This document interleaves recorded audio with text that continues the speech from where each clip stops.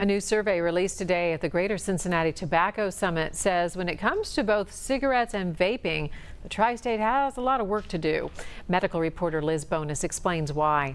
It was a busy day here at the Cintas Center as Interact for Health brought together some of the best experts in the country to share with us how to reduce our smoking rates. We now lead the country among those who have tobacco-related illnesses, and that is something that everyone here wants to change. 34% of the people in Greater Cincinnati use some form of tobacco product. Whether it's traditional cigarettes or the newer trend of e-cigarette use, Dr. Owens of Interact for Health says Cincinnati has a higher than average tobacco use rate compared to the rest of the country.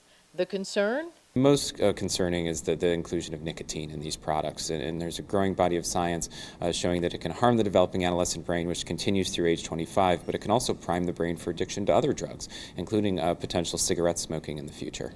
Dr. Brian King of the Centers for Disease Control and Prevention was the keynote speaker here today. He confirmed for me what a report released late today by the Ohio Department of Health also states about vaping. In Ohio alone, there are 3 reported cases of severe lung illness likely due to vaping, and 11 additional cases are now being investigated in the state, and more than 200 nationwide. There's still a lot that we're trying to learn about e-cigarettes, but the bottom line is we know enough to act, particularly to protect our nation's youth from this completely preventable health risk. There's a variety of harmful ingredients that we have identified in the aerosol that comes out of these products, including things like fine particles that can be inhaled deeply into the lungs, as well as nicotine and volatile organic compounds.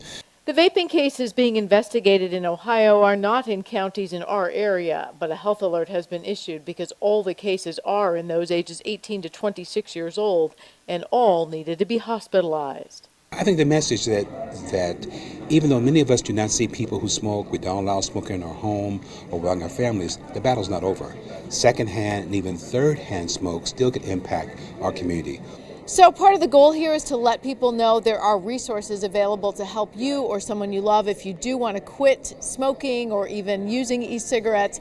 More importantly, we need to continue the research so we find out if there are health concerns related to some of these and what we can do to address them. At the Cintas Center in Norwood, Liz Bonus, Local 12 News.